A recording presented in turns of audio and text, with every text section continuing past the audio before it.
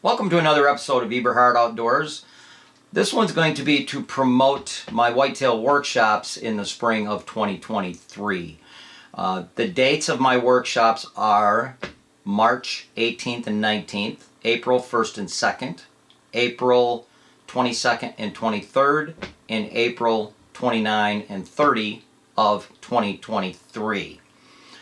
I've been doing these workshops since 2017. I think I did my first ones, and they've been very successful. I think everybody takes quite a bit away from them. Far more than 50% of the attendees are from out of state. I've had them from pretty much every state in the country other than on the West Coast where there are no whitetails. The location for these workshops is in central Michigan.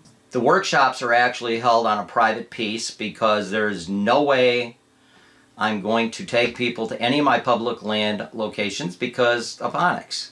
And that was very apparent to me when I first started my YouTube videos. I posted probably at least a half a dozen or 8 public land videos, and on every single one I had people email me, hey, I know exactly where that is. Michigan's just got so dang many hunters. You can't post anything with any type of a visual without somebody knowing exactly where it is. And I certainly wouldn't take anybody to a spot I was currently going to be hunting because they would onix it if they were from Michigan. So these workshops take place on this farm in central Michigan. It's very sandy soil. It's a pretty large farm, but it's like 85% ag. On the section of the farm that I get to hunt, there's about 37 to 45 acres, the owner said, of actual timber that's huntable. But it's got a lot of different looks, even though it's a small parcel of timber. It's got pinch points, it's got funnels between crop fields, it's got swamps, it's got a river running through it. There's apple trees in there from cows eating apples and pooping out the seeds. There's white oaks, there's red oaks, there's black cherry trees. There's just lots and lots of different looks. In fact, the buck I shot this year was from this property. When I say this year, the buck I shot on October 15th in 2022, I rattled in out of a standing cornfield on this very property. So we visit about 14 of my, I think I have 27 locations prepped. In some of the spots, 5 of the locations are within 100 yards of each other. But they're at different trees, and different trees may have mast where other ones do not from year to year, or crop rotations change where a deer might possibly be on the edge of a crop field because it's standing corn to timber, as opposed to when it's in beans, it's not a huntable spot because there's no way a mature buck's going to come out and work a scrape area or eat underneath a tree on the edge of an exposed open field. That just doesn't happen here in pressured areas. And while there's only three hunters that hunt this particular piece, the section that this is in, the 648 acre section this is in, has probably at least 30 bow hunters in trees on opening day. So the area gets hunted a lot. There's a lot of deer in this spot, and we basically visit about 12 to 14 of my current locations. And when we do, we discuss, it's not just me dictating. I tell people why this spot. I say why this particular tree. Why am I up this high in this particular tree? What time of season is this tree best hunted in? What time of day is this tree best suited for?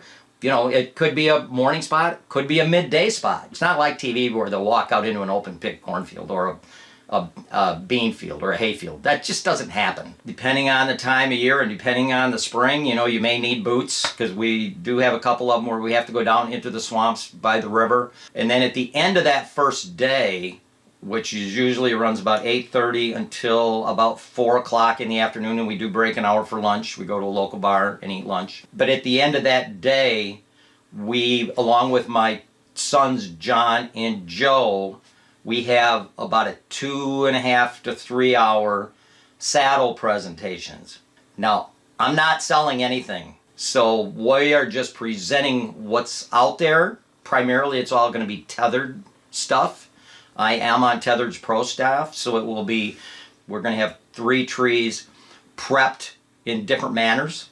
And we do allow people to get up into the saddles and stand on the platforms, ring of steps, move around different saddles, see which ones they like the best. And we also welcome people, if they want to bring their own saddle setups, to bring them as well. You know, if you're interested, I would be more than happy, or my son John or Joe would be happy to critique your setup, because I've had guys bring setups. There is absolutely no way on God's green earth I would hunt out of it.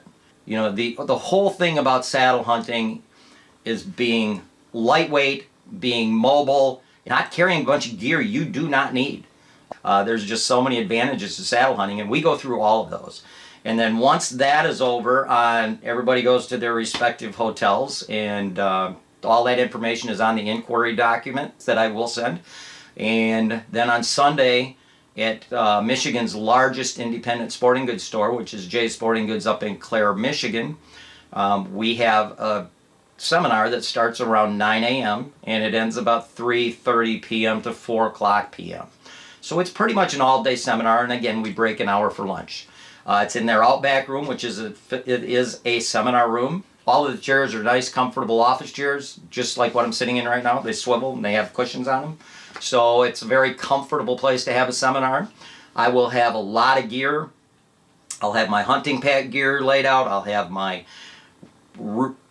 location preparation gear laid out. I'll have maps to places I've hunted over the last 40 plus years. We'll talk about going out of state. I'll answer any questions anybody has, as long as they're not questions that are specific to a person's hunting location. You know, I don't want to waste everybody else's time in the room concentrating 15 minutes talking about one person's specific hunting situation. So I answer general questions, and then if somebody wants to email or call me after the fact, because I give my phone number to everybody, then I will be more than welcome them to call me, and I will talk to them about their specific hunting location. So the seminar is extremely interactive. I definitely allow questions. Jay's is also nice enough to give everybody a 15% discount voucher, and that's good for a full week. So this is the information. Send a 2023 Whitetail Workshop inquiry to... So anyway, on this inquiry document, it gives you all the information about the workshops, what you may need to bring. It talks about what we do each day. It breaks everything down.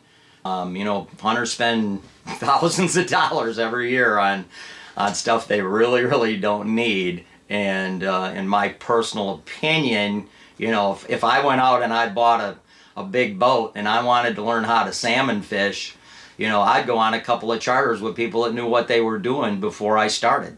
That would shorten my learning curve big time.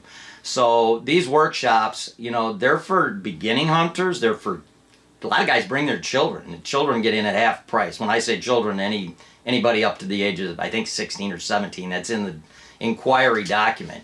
But I've had lots and lots of seasoned hunters come. I've even had TV hunters come, believe it that or not. Shockingly, I had a TV hunter come, and I asked him, why in the world you hunt tons of managed properties?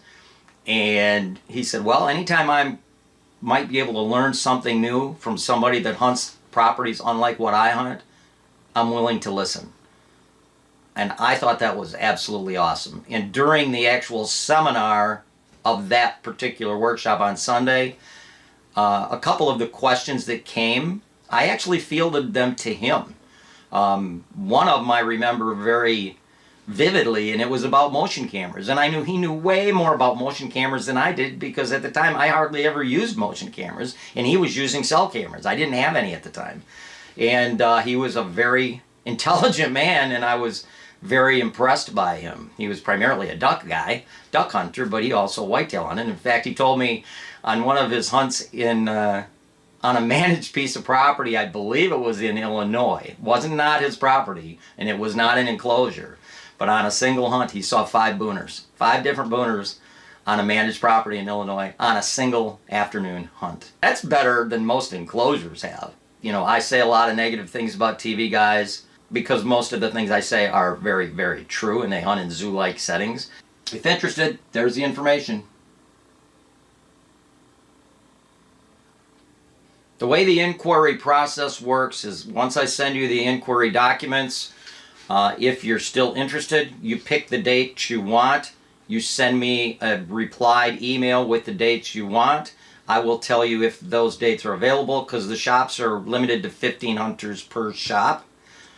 And if that date is still available, I will hold it for you for up to a week until I get the check to lock that spot down.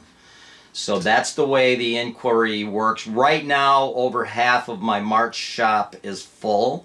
That's always the first one to fill up. And probably 6 out of the 15 for my first April shop are taken as well. So those are the two most popular ones because they're early enough in the year that people can come to the workshop and then go back to their own property and scout prior to green up, where they're looking at all of last year's rut sign. That's another thing this focuses on, is being able to and showing people how to scout during post rut, which is when the majority of your scouting and location preparation should happen. So anyway, I want to thank you for watching this, and if interested, please send me an inquiry. If interested, the links to many of the podcasts I've been on, or for information about my 2-day whitetail workshops that take place in March and April, please visit my website at deer-john.net.